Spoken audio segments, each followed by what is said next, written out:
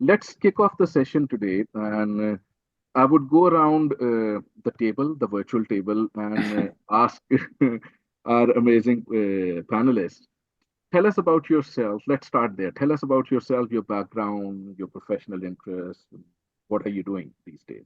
Let's begin there. So, Boo, if I could request you, and then Johan, and then Karin, in that order. Sure, happy to. So great to join this, and it's an honor to be part of the first one. I'm also so thanks for this. So short on myself. Long background in management consulting, mainly with large American firms. So started with Accenture 8 years ago, then swapped to AT Kearney, or Kearney as it's called now, where I spent 20 plus years, of which 10 plus as a partner, mainly based in Nordic, but I basically traveled the world. And in the last 4 years, I was heading up Oliver Wyman in Nordic. As a partner, have worked in many industries, many functional areas, but with a focus on automotive logistics in terms of industries and in terms of functional areas. Done a lot of M&As. I worked basically with all the major private equity firms we have here in Nordic and also outside Nordic, like EQT, CVC, KKR, etc. So I have that kind of M&A spike, which also becomes helpful now in this new role as an angel. So that's the background. I've scaled down my consulting a bit now, so I have perhaps a 20% role in consulting, and the rest I'm doing family and angel investing. So married since 15 years with Silla, who is a doctor, which also very beneficial in my investment career, since I have a few health tech, medtech companies. A son, Alexander, who just is an intern now at Rothschild, which some of you know, an investment bank, but has left home. So we have a lot of freedom at home now, my wife and I, which means that we travel a lot. And I'd also do quite a lot of sports, tennis once a week, some golf, do a lot of gym and running. So that's my life.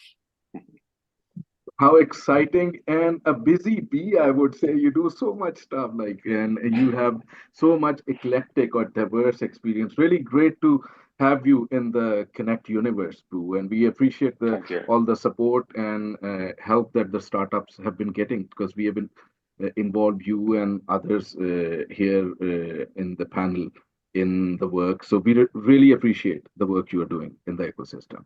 Thanks, Johan. Yeah, thank you. Thanks a lot for being here in this first session also. So I started off my career in the 90s working for the National Tax Board, where I learned a lot about how the system in Sweden works and around companies and all of that from a financial perspective and so on. And then I've been an entrepreneur for 25 years. So starting, building and selling companies within the service sector. So one early startup that we started in year 2000 is today's WebHelp. I don't know how many 100,000 employees they have today, but we built it from 0 to 2,500 employees and sold it to Nordic Capital in 2007. And then we have done some similar journeys with other companies. The latest one was Ageris and Amga, and we sold those to the Finnish Barona, more of an industry buyer. And since 5 years approximately, I've been focusing on investments. So investments and board work. So I work as an external chairman or also chair or board member in our holding companies that we, some of them, of course, we have 10 current holdings. So I'm active in 2 of them in the board. And yeah, so that's mainly what I'm doing. And apart from that, I live in Västerås, and I also spend some free time as Bo there, trying to exercise to keep me healthy and strong enough to get into all of these exciting investment opportunities. So thank you. Awesome. Again, very exciting, different from Boo, but very exciting career in so many different areas. Exercise, I need to learn a few things from you and Boo, because I'm just a couch potato, just sits here. I need to fix that going forward. So big learning from today, and I'm writing couch potato cross. Anyway, let's go to Karin. Yes. Yes, hi, happy to be here also. I have my background is mainly in Ericsson in different parts of the world, Sweden, Stockholm, Gothenburg, Melbourne, Australia, Canada, and then traveling all over the place all the time, of course, as you do as a corporate employee, mainly in sales, business development, and also business consulting from Ericsson to mobile operators in different parts of the world. And also was involved in a couple of startups, internal startups within the big mother company. But then left Ericsson and continued to do some business consulting for different tech companies in different countries. Then started my own business in the lighting sector that I've been doing for now since 15 years. It's grown, but it's still a niche company. I started investing because I wanted to give back all my experiences. It took like 7 years before it was profitable, and then it was profitable enough to do investments. And so I started to give back, and I like entrepreneurs, and investments, how you can grow a company to become better and bigger. And I love doers. Somebody who doesn't say that it's too complicated. It's doable. Privately, I've invested in I have 6 investments, and I'm sitting on 3 boards. So it takes a little bit more time than I would have wanted, maybe, but it's difficult to not become engaged with all these great entrepreneurs. Privately, I'm also exercising a bit, some tennis and some gym work. Skiing is a favorite. So happy to be here. Awesome. I put a second note here. Skiing is on my bucket list. I've been in Sweden for 10 years. I've not done so. So okay. So skiing, great. But very interesting background again, Karin. We talked about Ericsson, and something I wrote here: difficult to not being engaged in these companies. We talked about 6 investments and 3 board roles. So let's go there and talk about, because today's session is the first session. We thought we'll keep the topic to how you get started with angel investing. And if we go there, what was your and it's a question to the panel, like what brought you to angel investing or to the startup supporting role that you have? Was it like serendipity? Was it that the sector was very exciting? You had some free time? Like what was the driving factor for you to come to this space? If we can go there. And maybe we can start in the same order this time. Maybe Boo, we can start with you. Sure. So I would put down 80% serendipity, which most things in lives are, right? So my story is, was at the peak of my consulting career, spending perhaps 80, sometimes 90 hours a week, managing a part of the firm and managing client relationships. And one client I had was AB Volvo. I guess most of you know what that is. And a guy I worked with there was actually the founder of Einride, and he was trying to build this idea of his. I don't know how much you know about Einride, but it's basically autonomous electric freight solutions. So he was trying to build that within the walls of Volvo, and became very, very frustrated because Volvo wouldn't like to change. So he said, well, then I try it myself. And I was one of the first investors in the company. And that basically started my startup angel investment journey. Still working quite a lot in consulting, but I was really intrigued and really liked this role of put in a little bit of money, but that's not the key thing, but more advice, opening networks, etc. I really like that aspect. So I invested in a few other companies. This was 2017, and then 18, 19, I invested in a few other companies, and then I basically took the decision. Do I still want to spend 80, 90 hours a week in consulting in a big American firms where perhaps I had fun 30 or 40% of the time and not so much fun the rest of the time? Or do I want to spend my time on something I really, really enjoy? So I took that decision and scaled down consulting to now it's around 20% of my time. The rest of time I'm spending on angel investing. But the big change is that I'm not working 90 hours a week. I'm more working 30 to 40 hours a week, and I'm having fun 95% of the time. So a big improvement and a big change. So that's basically my story. I have 10 companies now, two or three board roles. Actually, I try to avoid board roles because there's a lot of admin and a lot of bureaucracy, especially in big companies, also big scale-ups. And if you're close to the founders, you have at least as good information as the people in the board. So I try to stay close to the founders instead. Awesome, very interesting. I was trying to create a mental picture of this. So you had consulting there, and then it was like not that enjoyable. So you put something on the other side of the seesaw. Exactly. So you put angel investment there. Somewhere in between was 80% serendipity, which made this happen, and then the iron right. And really interesting to learn that this is something you enjoy doing. And also very interesting, we'll go shortly into that, like you are okay with not taking board roles. So it's 10 investments and 2 to 3 board positions, but still working closely with founders. Great. Yeah. Johan, let's talk to you.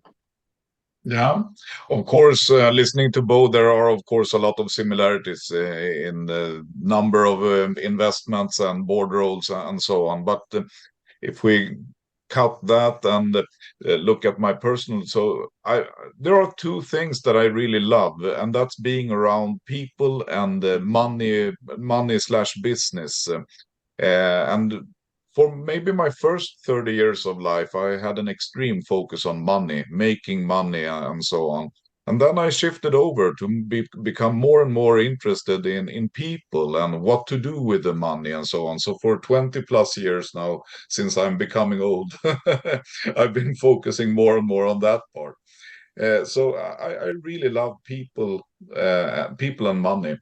And instead of just putting the money that I made on the stock market or in my own companies, which we did, of course, it's much more fun to see what can be done with this money in others' hands. Can I invest them somewhere and see, can I get a better kickback or result from using the money somewhere else than just in my own startups and so on. So that was kind of a trigger point 5 years ago. I feel it's a lot more fun to, as Bo said, be close to the founders, meet a lot of people, hang out in these networks and speak to the founders, and also to give back of my own experience to these often young or at least younger entrepreneurs than myself. So that's kind of, and of course, out of 10, I'm not, and I guess no one is. Some go very well, some go kind of straightforward or something, and some go less good. So but actually the same goes for my stock picking also on the stock market. So that's kind of the reasons to be close to the people and let the money work in others' hands as well. So that took me into this. So. Awesome. Great. So money to people, and then from people to being close to founders, give back, you enjoy networks. And I think what you're talking about, like having a portfolio and then some going really well, the basic rule of how startup funding works, even on the VC side, it's rule of life. Some of our decisions go very well, and some of them are kind of okay, and some of them it So it's very, so startup world probably the reflection on how things work in our lives altogether. But great to hear, Johan. Karin, let's move to you. Yes, so I suppose my interest is a little bit mixture between what Bo and Johan just told us. I was working too much in business consulting, traveling all the time. It was exciting. It was every time in a project, it was really, we were really into it. I got to see the world, but then is this worth it? Is this, it's fun parts a lot of the times, but so that's when I stopped doing that and started my own business. So I sort of had a middle step there where I took all my energy in building a business, and then I got interested also in working with other very focused people, having their own ideas and be engaged in their ideas, which draw me to other entrepreneurs and investing. Board work or not, my first investments, I did not join the board. One of them is quite frustrating because I was not close to the entrepreneur, and I could see this is not the way this company should be going, but I had no possibility to influence, which was quite frustrating. Therefore, in the next investments, I have joined the board, which of course then makes it, in a startup, board work can be very operational, as you are part of the team, because they don't have enough people, they don't have enough money to employ people to do certain jobs that needs to be done to grow. So it's a little bit of a, I have to weigh your time and engagement to your influence and in the company. But I think it's great fun to be part of the boards that I'm part of. It's of course you can stay close to the entrepreneur also, but yeah, I think it's exciting to be part of the world and see part of the board and see the companies grow. Awesome. Let's move to the next part of our discussion. But before we go there, you've been a part of Connect East as well for the network. Any learnings or any reflections both ways? So we are a very transparent and an open network. So what has been your experience so far as part of this? Let's take a quick feedback over there, and then let's go to the rest of our discussion. And we can go maybe in the same order, because then it we'll try to reverse order, maybe somewhere in between. So Boo, you've been around in Connect East. Any feedback on how should we grow this amazing network forward, and how do you see generally angel communities? Yeah, sure. My story is, remember, full-time career, and then starting angel investing, and then when I basically closed down the consulting role and more focused on angel investing, I very quickly saw that I need to be part of networks. I mean, angel networks, etc. So Connect was actually the first network I joined in 2020, I think. So I've been around now for quite a few years, and became more active a couple of years ago as a mentor, etc. And actually, one of my companies has gone through one of Connect's programs, which was very good, both for me and for the company. I think you're doing a great job, and especially now since you joined, Naimul, you really see the heightened energy and the activity level, which I think to some extent was actually needed in the organization. So please keep up the excellent work you're doing there, Naimul. But I'm also part of a few other networks. I'm part of Sting, part of since I went to school at Stockholm School of Economics, I'm part of that network as well, and actually invested in Stockholm School of Economics Venture Fund, which is investing in their incubator, which is also a good way to get a deal flow, which is one of the key reasons also you should join a network like Connect to get a good deal flow, besides great people to mingle with and other investors to talk to.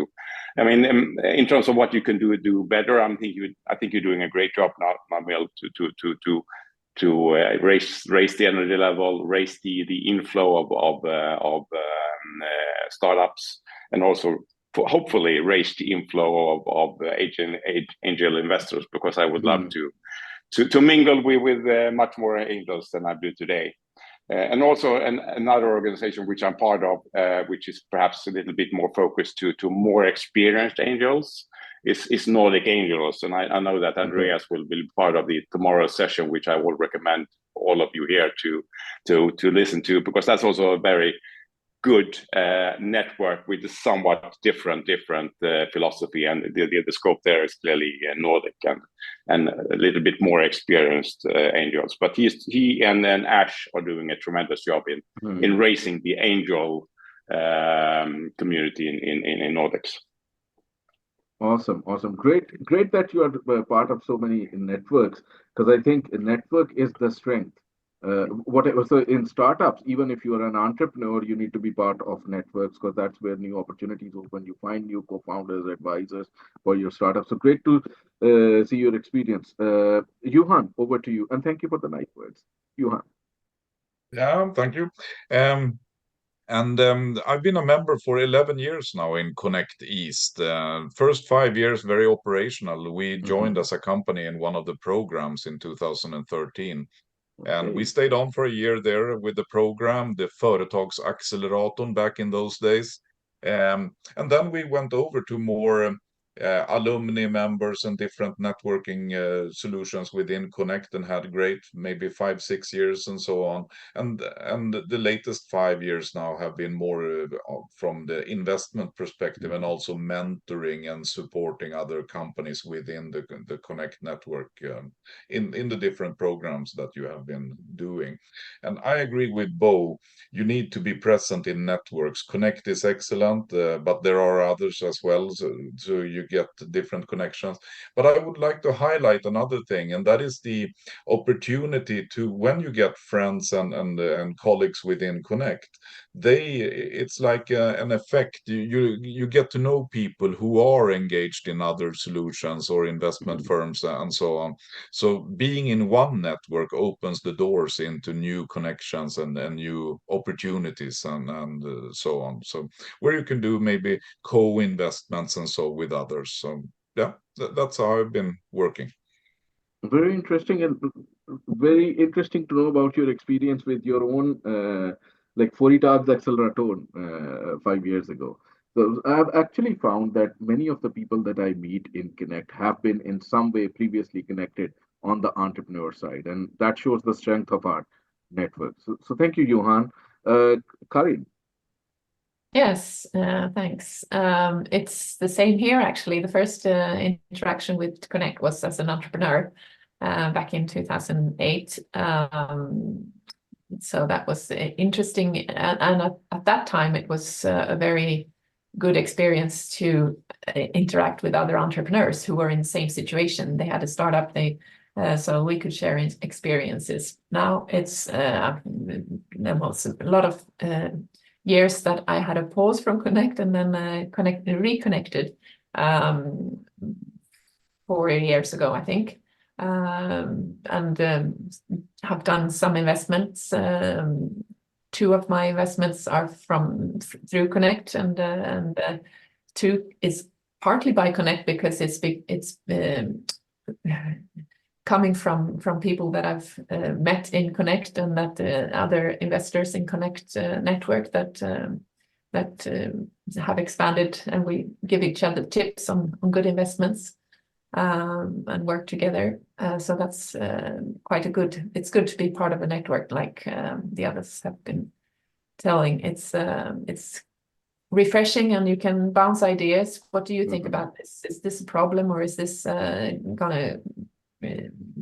is this worth betting your money on, so on? And you can go through. You don't have to do all the evaluations yourselves. You can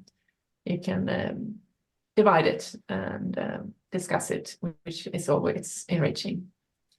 So I'm also part of a few other informal networks, but not any of the like the known ones. But it's both formal and informal networks are very good, I think. Okay, so formal and informal networks are good. You've also had experience of Connect before, and I think that also is the case, like in general ecosystem as well.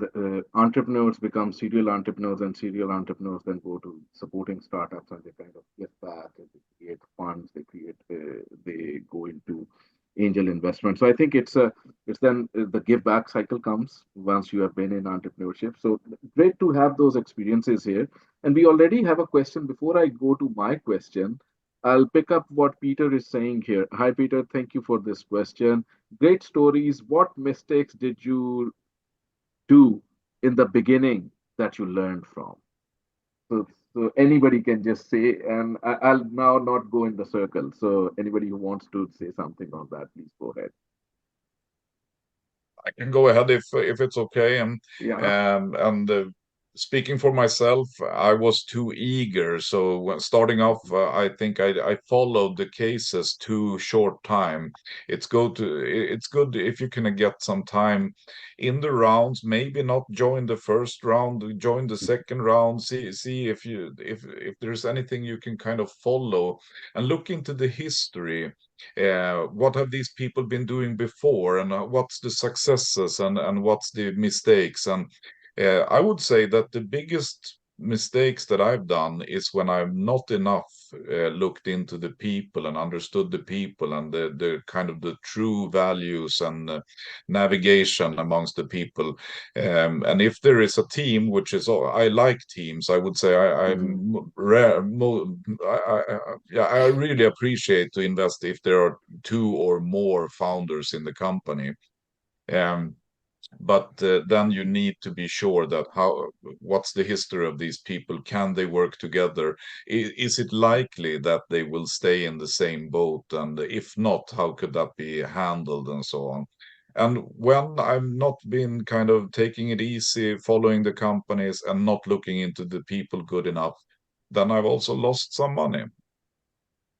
Awesome. But it's really, really interesting point, because when we are making pitch decks as founders, we never think of something like what you said. Can we stay in in the same boat for some time? Because founders usually in their pitch decks or when they're telling their story, you seldom find whether they are thinking alike. And while on the angel side, maybe it's a big thing that is this team going to stick along. So really interesting to hear that side. Boo, any thing on your side, like anything that you think you could have done differently? Yeah, I think it's similar as you. I mean, my first investment, as we talked about before, was Einride, and then, I mean, some of you know the development of that company is already a unicorn, right? So I was kind of an effect of my initial success. So I said to myself, this was easy. I mean, you just find a nice founder and you put some money into him, and then it explodes, right? So I probably did that after Einride, and those investments weren't that great, to be honest.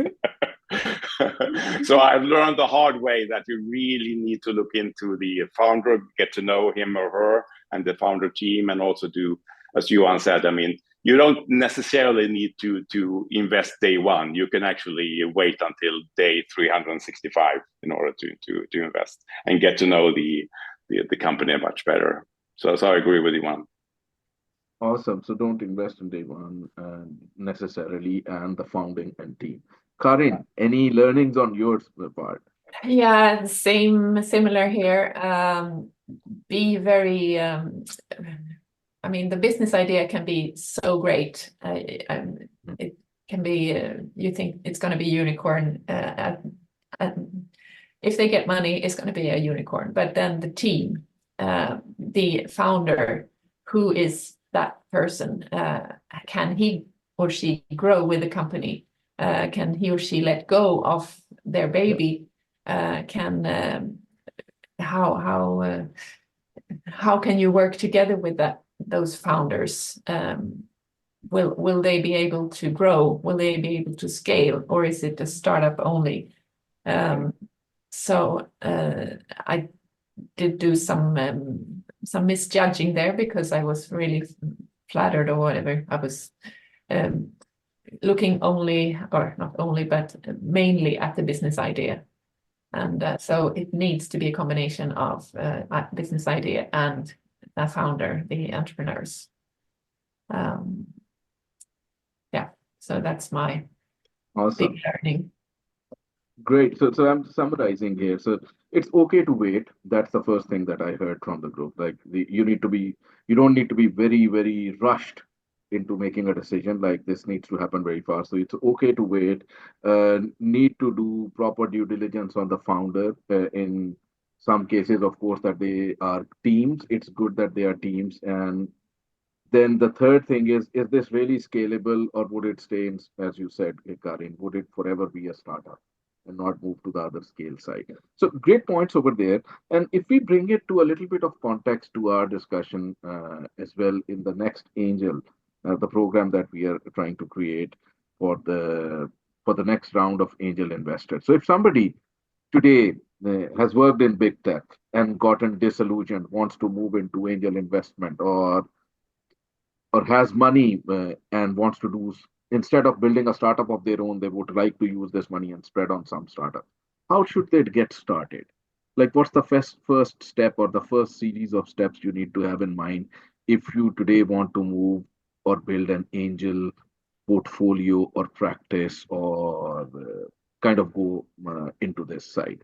So let's take some ideas for, if you're the first time angel investors, what is 1, 2, 3 checklist for you?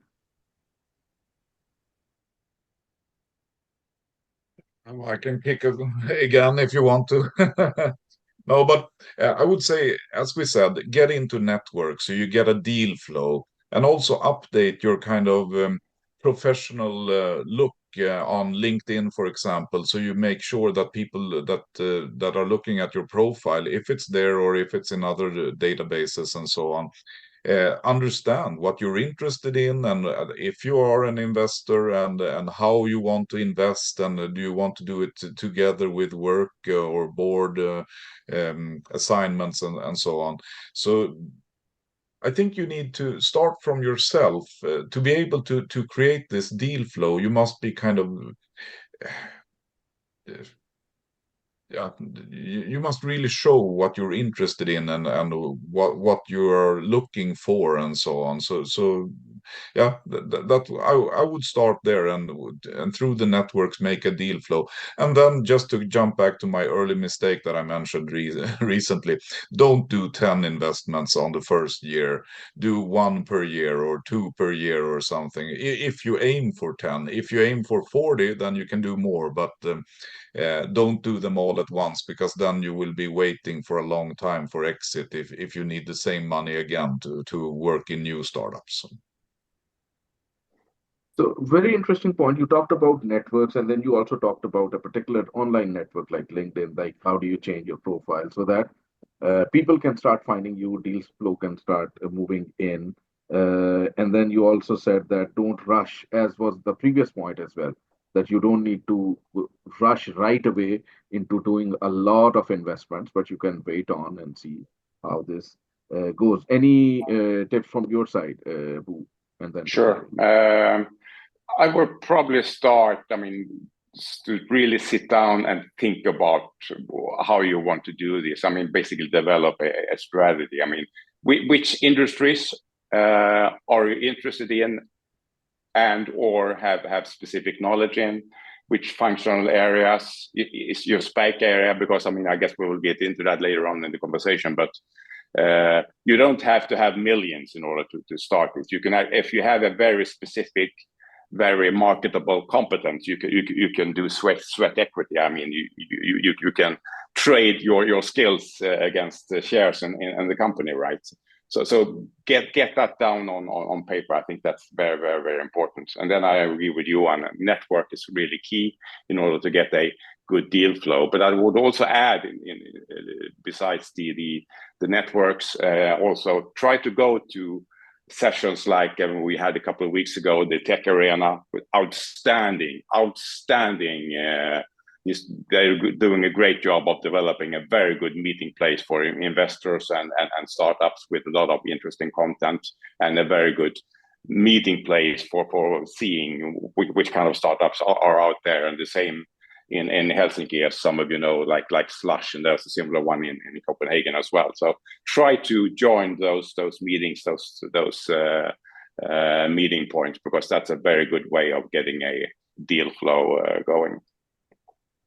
Very interesting point. So I think you mentioned a very important point here, like the strategy behind how you're going to operate in this space. So it should not be how would you say, should not just jump in without any idea. Right. So need to do some sort of structuring there, industry, vertical, functional areas, what you can contribute to a startup. And of course, that will also reflect like what kind of startups you need to pick from, as Johan was saying, well, you're building a deal flow. And then a very important point of joining large networks like, or events like Slush, Tech Barbecue, and then Tech Arena. Great points. Karin. Yes, I can only echo what's been said. It's find out what it is that you like, where you can contribute, where you think that your competence can be used in this even if you're part of the board but that you can evaluate, that you can follow the company all along. And also don't rush, but also for another reason, don't make 10 investments at once, because all of the companies basically will need more investments. So unless you have unlimited money in your account, it's going to be quite expensive to invest in a lot of startups at the same time, because it comes in cycles. Their runway runs out. They need more money for scaling, and if you're invested, you don't want to lose them, and you still believe in them, and you want to reinvest. So you have to sort of plan your investments ahead so that you can support the company going forward also. Very interesting point on planning the investment ahead. And now that you open the money point over here, which it brings me to the next question, and maybe we can start with you over here. So we rotate this cycle that we have been running. Do you need to have a lot of money to become an angel investor? We typically, for example, in Connect, when we are talking to investors who want to join the network, we ask like a minimum ticket size of 250K or so in a year. Would you be able to make that? That's one of the questions we are. But is there a min-max? Like, what is the minimum or the maximum, or what kind of money you need to have? And then the other linked decision is how you should use that money. Should you just spray it around, or do you wait and then think of a second or a third follow on? So let's start there. Any ideas which can benefit our listeners, audience? So Karin, it's over. Who did you want to start with? Yeah, I thought we'll start with Karin this time. Oh, okay, sorry. No, you don't need a lot of money. Well, it's all how much is a lot of money, but don't invest all your money in the first investment, I would say. Save some for coming investment, because there will, as I said before, there will be follow-on investments, and it's very supporting that you still continue to believe in the company. It's good for also attracting new investors, that the existing owners will invest. You do want to follow the company that you believe in. So, but I mean, some have mentions minimum tickets. Maybe you shouldn't go in at a too high minimum ticket, because that will put all your eggs in one basket. So spread it out a little bit over time and over entrepreneurs, I would say, unless you have a lot of money, of course. All right. So very interesting point. What do you think about this, Bo? And then we can go to you. Sure. I agree with you, Karin. I mean, spend just a small part of your overall budget in the first investment, and perhaps invest 20-30% of your total budget in let's say 10 startups, but save money for additional investments. And those additional investments you should do in companies that are progressing according to plan, or even better to plan. That's the usual mistake, I think, to go in too heavy in a company, and that company perhaps is not developing according to plan. So let the companies develop, and then of course it's going to be expensive on the journey to success, but it's much more or much less risk to do it that way. So that's, I think, is an important point. But overall, on the money side, I mean, you should not only do this in order to make a big buck, right? You really need to enjoy this. I mean, a great quote from probably the archangel in the Swedish angel community, and you will hear him tomorrow, I understand, Lars Lindgren. I mean, he said, angel investing is about giving someone your hard-earned money in order to be able to help that person with his problem for free. Okay. Got it. Thank you, Bo. Johan, what do you think? Yeah, I agree with a lot or all that has been said. So I would go into more of the kind of amounts that I've seen. And I would say that a lot of the companies coming to the Connect network and similar network in these phases have a valuation between maybe 10 to 100 million SEK. With a lot of them in the area 20 to 40 million, 20 to 50 million or something. And then they are often asking for maybe around 2 to 5 million or 2 to 8 million or so. And with the ticket sizes, as Naimul said, it's common that they are looking for ticket sizes maybe 250 and upwards somewhere. So, or maybe from 100 to 1 million or something, depending on the size there. But on the other hand, if you also start this, there are earlier phases of these companies, even before they come into Connect, or early startups in Connect with lower valuations. And those companies are often, they're bootstrapped, and they're often open for more kind of friends and family investments. And there I would say the ticket sizes is maybe 10 to 50,000 crowns or something. So yeah, depending on which phase you come in, here we're talking about angel investments, then it's a bit higher. But are you coming in early? So maybe 10 to 500,000, depending on phase and valuation and so on. That's my perspective.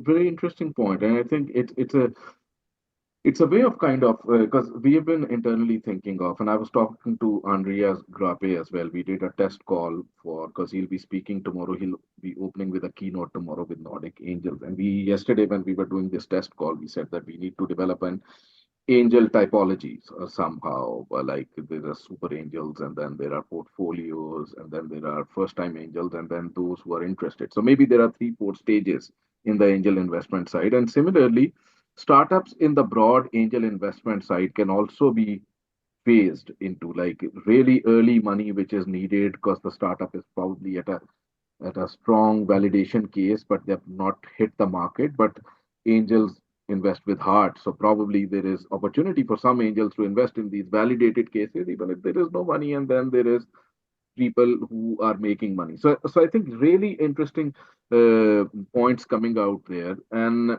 if we take this one step forward on the time side as well, because right now we were discussing money, and what kind of time a person should be ready to commit if they are thinking of getting into angel investment. Is it very time consuming, or can you limit yourself and not do board roles? What do you think? What would be the optimal time commitment you would recommend to a first time angel investor to really build something? And this we can open house. So whoever wants to go first, I won't pick name. I think don't think I've been able to exit any case in less than at least 4 years. So that's the shortest time frame to an IPO that I've been in, and I would say that one was really short.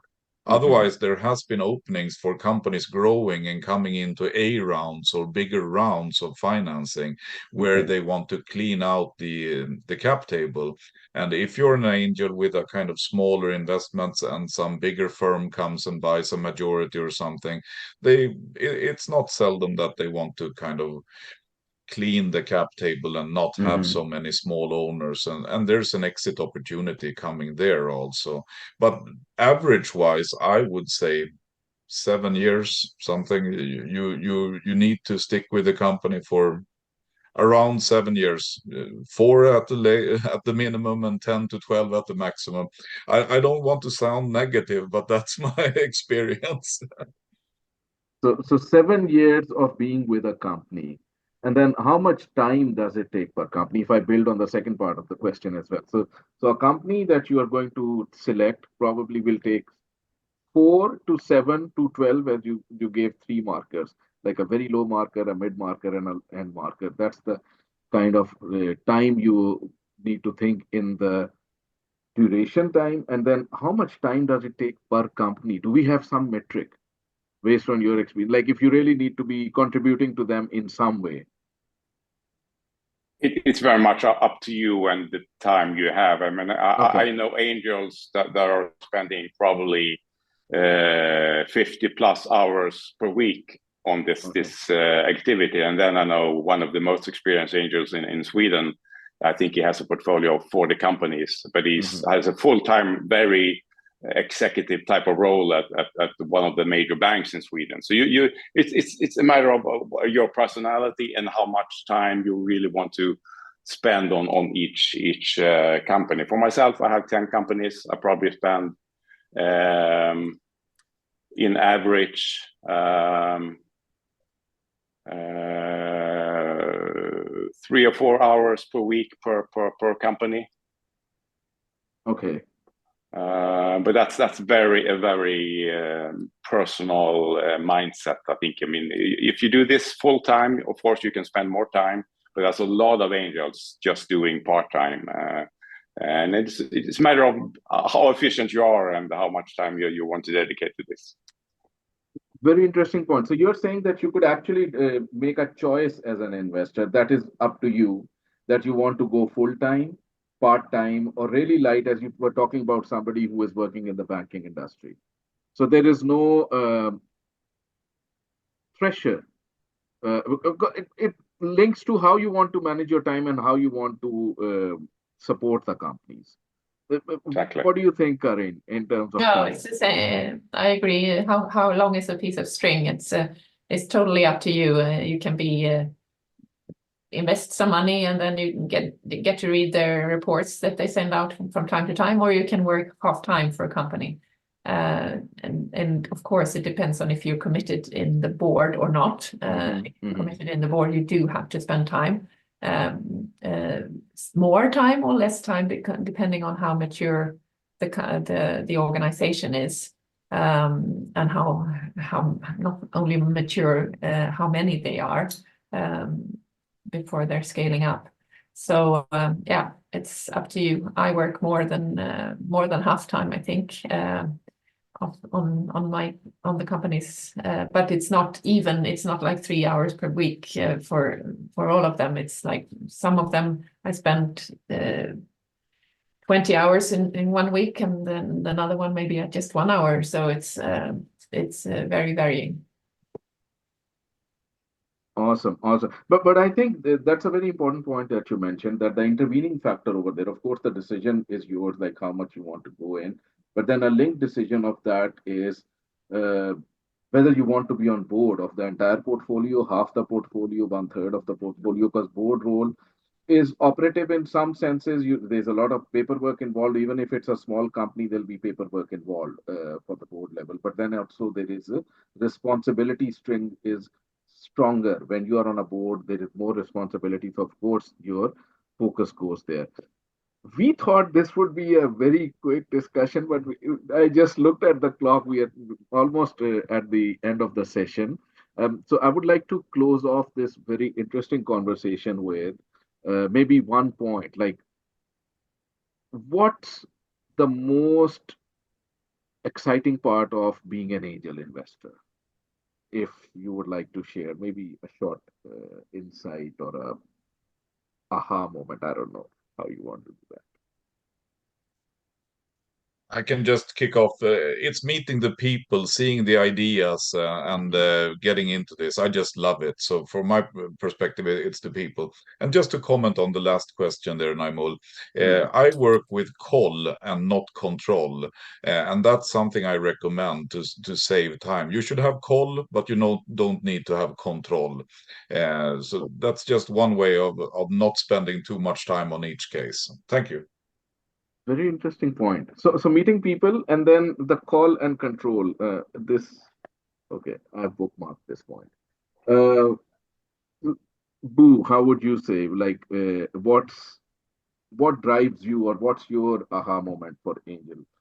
Being an angel. It's clearly to meet these very ambitious, hungry founders and help them a little bit with capital, but that's not the key issue. To really help them with advice to open networks and seeing them develop. I mean, it's like being a parent. I mean, it's the same feeling actually, if it goes well. But as you know, most of you are probably parents as well. I mean, there's not only shiny good moments in a parent's life. There are also other moments. So you will get some of both. Awesome. Completely understand. Karin. Yes, I love great ideas, and I love people who are results oriented in getting something to happen. So it's clearly the people and seeing the people grow. The people grow in themselves, but also the companies grow, how they can make something out of very little from the start. So yeah. It's meeting interesting people there. Yeah. So and I think that's also adrenaline kick that one gets. Like the people we meet on a regular basis is what moves us forward. I think it's an energy exchange with people. So I completely agree with the panelists saying. I would say I'll like to offer a big thanks to the panelists here who joined us today. So Boo, Karin, and Johan, thank you so much for joining us, for sharing your wisdom and your experience with the network over here. Thank you. Thanks. Thank you. Bye. Thank you.